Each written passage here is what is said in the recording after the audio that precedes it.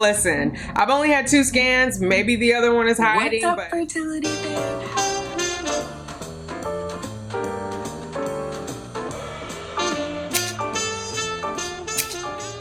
Let's get these babies, ladies. What's up, fertility fam? How are you? This is the 6-week update. What? And I sat down and I left my phone over there. Hang on. I need the phone because I wrote notes of what I want to say. As I am filming this, I am 7 weeks, 2 days, but I want to give you the 6 week because it's already passed, if that makes sense. And I took a photo for you. For those of you guys following on Instagram, you already saw it, but I will insert my bump date. And then I have some from 6 weeks, 2 days when I went to Philadelphia to meet Tanika, TTC, and Sandra. So I'll insert those photos over here.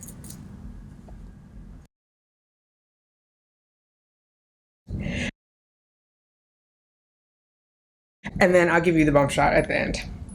Week 6, I was famished. I was cleaning my plate, which is unusual for me. I'm a grazer. I don't normally clean my plate.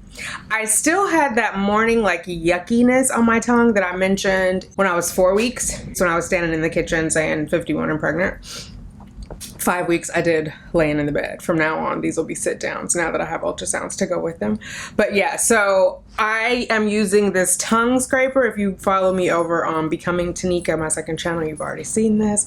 But this is like a heavy duty metal tongue scraper. I got it at Target. It comes in this bag. So I use that in the morning. Like I said in the other video, I thought it was the prednisone. It's not the prednisone. I just have that weird coating on my tongue when I wake up. By the time I have like my cod liver oil, my coffee, it's gone, but it is not pleasant in the morning. So that makes it a little bit challenging to eat in the morning, but I've been doing boiled eggs because I have the prednisone. I do need to eat. I have to have something on my stomach or that can go real wrong real fast. I don't know what's happening. Liberty is down here, which you can see the top of her head. Justice is on a warpath on the door. Okay. Nobody's here. Nobody's here, girls. I swear they've been quiet this whole time. Every time I talk to you, they are like needing something. Liberty, what's going on? What's happening? What's happening, Justice? What's coming? Okay, sit right here. Come sit right there, please. Okay. All right. So, outside of that, outside of the tongue thing in the morning, I am famished. Was what I was saying. Cleaning my plate like crazy. And then at night, I will get up and eat something because sometimes it feels like that my stomach is like rubbing together. It is growling. It is hungry. These have been my clutch. These Think high protein bars because they're not big and they're 20 grams of protein. This, and I walk around with a little pouch of nuts in my bag. So I have like almonds and walnuts in a little stasher bag in my purse, handbag, wherever you're from, you call it a different thing. Pocketbook, the East Coasters call it a pocketbook. But I walk around with the nuts. So I find like the protein helps. Or cheese. There are these cheese sticks. It's like sharp cheddar. I have those, but I take those to work and put them in the fridge. That when they get warm in the bag, it doesn't go with the tongue thing. So I'm finding that protein helps like satiate my appetite. I in week 6 was having a lot of energy spurts, so I would have just like the desire to like clean the entire kitchen, put everything away, just like a spurt of energy, bang bang, get stuff done, and then I would sit down. As the weeks went on, as the days went on in week 6, I found I was getting notably tired in the evening, and so I just had to slow it down. I was going to bed earlier, like 9:30, 10, and actually during the transfer, I had started going to bed by 10. I had done, you can set it on your Apple phone, on your iPhone. I guess, I'm not sure if you could do it on other phones. I don't have other phones, so maybe you can. But you could do like a wind down routine. So I would set it, and like at 9 o'clock, it would put me into wind down. And then I would know, okay, I'm going to do a meditation, wash my face, whatever your nighttime ritual is, and then in bed by 10. Now, I'm ashamed to say some nights I don't get all my face routine done because I just want to go to bed. I just like pull my hair up into a pineapple on top and like bun the pineapple and lay down. So definitely been tired in the evening. Heightened sense of smell. The girls smell sooner to me, so I have to bathe them more. I also have I had to get a dry shampoo because I don't have time to bathe them more than once in a week. So I spray them with the dry shampoo. They're not really a fan of it, and now they run from that when they see it. Hey, what are you digging up over there, ma'am? What are you digging up? Yeah, okay. Yeah, so definitely heightened sense of smell. Not running as hot. In week 5, I was very, very warm all the time. And I mentioned that in the week 5 update when I was laying down, like I was getting the heat rash under my boobs. So I'm not running as hot. Unfortunately, there is still residual from the rash. I do have a Maylee's bra that I got on Instagram that I've been wearing, which is clutch. It does not have an underwire. It's the only one besides my sports bra that don't have an underwire in them. I need to go online and get some more, but oh my god, Instagram always gets me. It has my credit card memorized, but that one has been good just because I don't want a wire sitting on where the skin has broken. It's not that crazy, but sometimes it just itches, and that's like annoying, especially if I'm at work. I can't just sit in a meeting and start like scratching my underboob, but it's not like the end of the world. I think next week I'm going to try Zyrtec. I'm going to take Zyrtec to work, and if it starts itching, I'll try that. You would think it wouldn't itch because I'm on the prednisone, but the skin is broken, and so whenever, something is sitting on there, but I feel like it's doing a better job of healing, now that I'm not constantly hot. And I was using the Lumi deodorant, which Lumi deodorant is good for no odor, but you still sweat a lot, versus antiperspirant where you don't sweat, you don't smell. But I was trying to be like more natural, and obviously when you use like Tom's of Maine, you are gonna sweat a little bit, you are gonna smell a little bit. It just is what it is. But the Lumis is like there's no scent, so I was using it for like my under boob, my underarms, and my hoo-ha, the outside of my hoo-ha, but it didn't work. I mean, it didn't smell, but it was the wetness was not good for my under boob. So yeah, but it's definitely getting better. So I put on day 0. Oh, and thank you guys for your help on counting. So I figured out I was skipping the 0 when I was counting the weeks and the days, just like why we're in the 21st century, because the first year was a 0. So every Friday I'm a new day, which is the 6-week 0 day. And then the next day is the 1 and then the 2, right? So I just wrote down the day. Sorry, yeah, they are playing music out there. It's still not quite chilly enough for the music to not be played in Harlem. So I could have recorded this earlier, but I was resting. So hopefully you can hear me, my little microphone. Hopefully it's picking me up. Okay, so on day 0, I was very tired that evening. I was very hungry before bed. I did see the baby on the ultrasound that day. Heart rate was 99 bumps per minute. I will insert that video now. Gestational sac right here. That's the yolk sac. Okay. And this bright little area right here, that's the little embryo. It's still very early. Tiny, yeah, okay. But you can see everything, and I don't know if you can see, there's a little flickering right there. I do see it. That's the heartbeat. Oh my god, that's crazy. Okay. Maybe we can hear it. Let's Okay. let's give it a go. Hold on. Wow. Okay, you don't hear it, but it picked it up on the machine, Okay. which is great. And we're measuring. Hold on. We're measuring 99 beats per minute. Okay. Would you like pictures? Yes, Yes? please. Okay. Oh my god, yes. 99, perfect. This is the furthest I've gotten. I had 3 miscarriages and I never got a heartbeat, so. Oh, yay! Yay.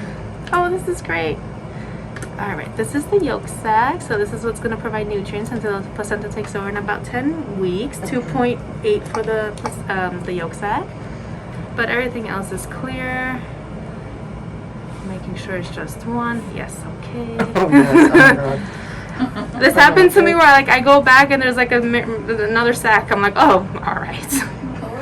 Well, hello. Nope, Everything's clear. Everything looks great. Congratulations. Thank you. Oh my god, it feels real. If you watched my vlog from that day, you already saw it, but some people may just be coming for the bump dates. So if you are here just for the bump dates, this may be your only opportunity to see it. Fertility fam, you may have seen it twice. I appreciate your patience. And I know you want to see your niece or nephew more than once, so it's okay. Headaches continued. I had headaches in week 5. They have continued on day 1. I had a really bad headache. That was a Saturday. I laid in bed all day, and I was trying to figure out logistics of going to see Tanika TTC and Sandra, and I was in so much pain. I was just like, girls, we got to sort this out. Like, nobody knew what was a stop in Jersey, because I thought we were going to meet in Jersey. Then it turned out they went to Jersey on Friday, and it was like, my brain is going to break.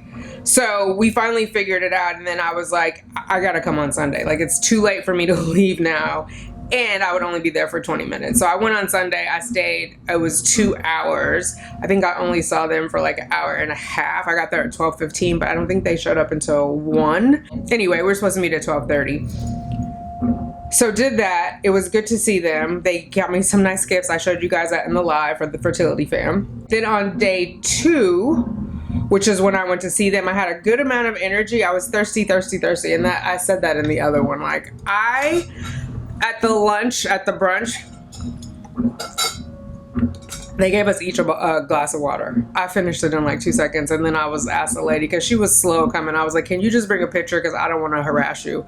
And I drank the whole pitcher. I feel bad. Hopefully Tanika, TTC, and Sandra, if they wanted more water, they would have asked for it. But I'm like thirsty, and I forgot. I packed a water bottle, and I took it out to take a sip before I left, and I left it on the counter. So I had a 2-hour ride with no water.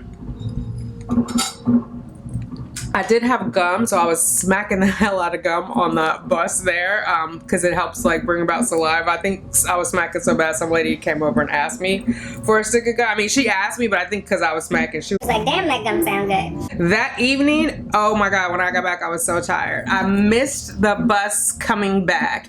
The next bus was like an hour and 20 minutes later, and I was just like knocked out.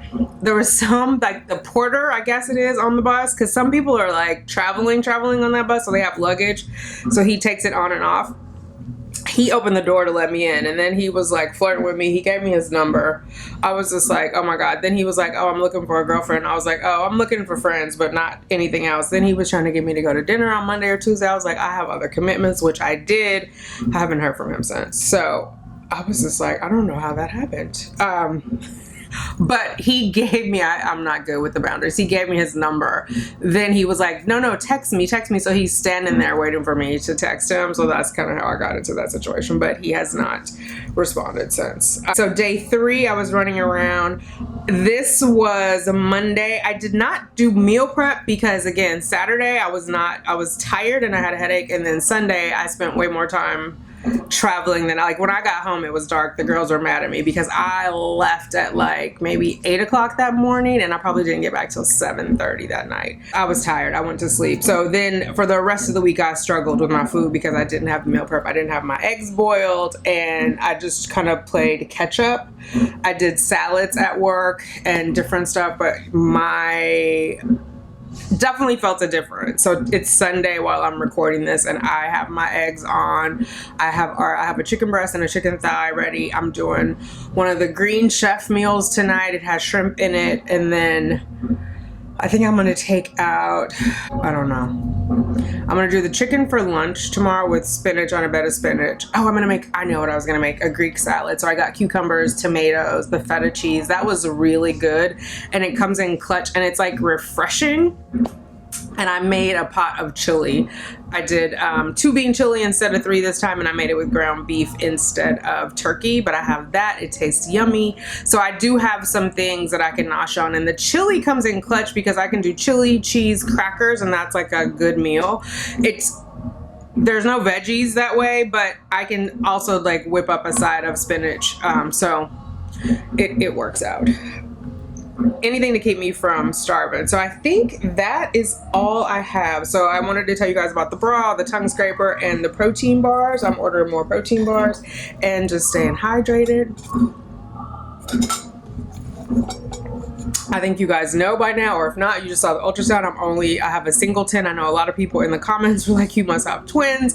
I just feel like that was God answering my prayers. Like, I wanted to be confident about the stickiness of my baby. So I think the high numbers were just a clear indication of that, because I have had the past history of struggling with the betas not being, what was the word they used? The phrasing, rising appropriately. So yeah, but I know some of you guys said you had similar betas and you had twins. I'm just carrying a singleton. I mean, listen, I've only had 2 scans. Maybe the other one is hiding, but as far as I know, there's only one, and it's nice and sticky. Saw the heartbeat at the first one, 99 beats per minute, so that was reassuring. Yeah, so I have already had my 7-week scan, but I'll tell you guys about that when I do my 7-week update. If you have any questions for me, aunties, leave the questions down below. Please, please, please, please, please do not tell me your pregnancy horror stories. I have an anxiety disorder. I don't know how many times to say that. It is not helpful to tell me about what went wrong in your pregnancy. And also remember, every pregnancy is different. Every woman is different. Even women who have multiple pregnancies, their pregnancies differ from one to the other. There's no point in telling me how horrible your pregnancy was. There is 0 point in that. It's just going to make it ruminate in my mind. There's nothing I can do about it. Remember, this is not my first pregnancy. I don't need advice on stretch marks, none of that. Like, if you had a problem, I am sorry you had that problem, but that is not my burden to carry, with all due respect. I cannot tell you how many DMs, how many messages, how many stories people are telling me about how horrible they're pregnant. I am deeply sorry for you. There is nothing I can do for you, and it has nothing to do with me. So please, please stop telling me those stories. I cannot stress that enough. I'm sure you mean well. I hope you mean well. It's not something that I need to know. It's not something that I can do anything about. And because I have an anxiety disorder, I have to focus on things I can control. I cannot control what happened to you. So, nor can I control what happens to me. If it happens and I have bad symptoms, I'm just gonna have them. There's no need for you to tell me about yours. Okay? So hopefully that makes sense. And I just have to say that because I feel like I got a lot of unsolicited advice when I was pregnant with Cheyenne, and I just thought it was, 1, because I was a young mom, and 2, because I looked younger than what I was, and like people just felt like they needed to tell me stuff. But now, like, I'm not a young mom, and I'm not a first-time mom, so I'm not sure why people are telling me these horror stories or telling me about stretch marks or heartburn. Or trust me, if I need help, I will get on here and say, ladies, help me. What did you do that worked for you? Because that will be something I can control. But not having it and just having that information is not something I can control. And then it just is like, it just heightens my anxiety. Do you know what I mean? Because that's something that might happen. So just let me be ignorant. Let me just let it happen. And then if I need help and I come to you, I would greatly appreciate your help. But yeah, I don't like, whew. It's a lot, y'all. So, or maybe ask me, like, what are you planning on doing if this, I don't know. Don't ask me that either. When I get to that bridge, I'll cross it. But right now, let me just be in bliss. I'm really, really happy. I'm very happy. I'm excited. I'm having a good pregnancy so far, and I'm enjoying that. And I would like to continue to enjoy it. And I'm sorry that if you weren't able to enjoy yours, but I can't help that. I can't fix that. And yeah. And even if something worked for someone, it might not work for someone else. Do you know what I mean? Like, I know some women are like, when I did the Doppler, it felt more reassuring for me. And some people are like, it ratcheted up my anxiety. Or even like the pregnancy test, like one of you guys was like, oh, all those tests would have made my anxiety worse. Like, everybody's anxiety presents differently, right? But it's like, you have to let me figure it out for myself in the same way, like, it's a disability, the anxiety disorder. If I was in a wheelchair, would you decide that I should get out of the wheelchair and walk up the stairs because that would help me because it helped you? That doesn't make sense to me. So, like, let me navigate the best way that I know how, and you navigate for you the best way that you know how, sis. Okay? I appreciate you, but we gotta have boundaries. We gotta have boundaries because we still got a long way to go. All right. That is all I have now. Let me know your questions down below. Oh, and a lot of you guys keep asking about my immune protocol. I will link that video down below. It's a 25-minute video. I go through it with Dr. Thornton. I put screenshots of what my test results were on the screen, what the recommendations were, and then at the end we wrap it up and we say all the medications that I'm taking as part of my immune protocol. So that video does exist.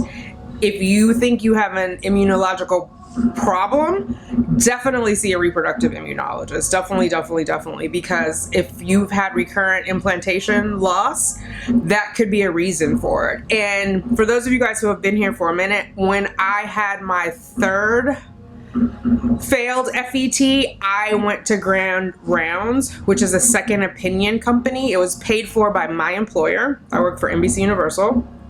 Paid for by my employer, and that second opinion doctor was a reproductive endocrinologist out of UCSF, University of California, San Francisco, and she was like, gave a nod on everything that Dr. McConnell and Columbia were doing. Her only recommendations were perhaps test the embryos, because the embryos were not tested, but that was low on there because she said it was unlikely that all 3 embryos had something wrong with them out of the 10. And then I had a 4th one, and so that further reinforced it. And so she said it would be beneficial to get a workup for a reproductive immunologist on what is going on with the recurrent implantation failure. So that was it, and Dr. McConnell agreed. So after my 4th failed FET, then I went to the reproductive immunologist. So that video is up if you have any questions, but again, it's based on my test results, so please don't like go and say, oh, well, this worked for this person and that. You need to know what's going on inside of your body. Like, what are your NK cells looking like? Like, how is your body responding? Are you able to process folic acid, or do you need folate? Like, all of those sorts of things have to be customized for you. And I know sometimes, like, in chat rooms, people are like, oh, well, I tried this, and then everybody goes to their doctor and is like, well, not everybody, but a lot of people will be like, oh, I need this. Even when I was having the failures, people were like, again, texting me unsolicited, you should try this, you should try this, you should try that. And when I would say, like, the doctor is saying there's no evidence that I need that, right? So we just took a very like scientific approach. Of course, there are a lot of clinics, like I know CNY doesn't test everybody for everything, but they do the everything but the kitchen sink approach, and they get people pregnant.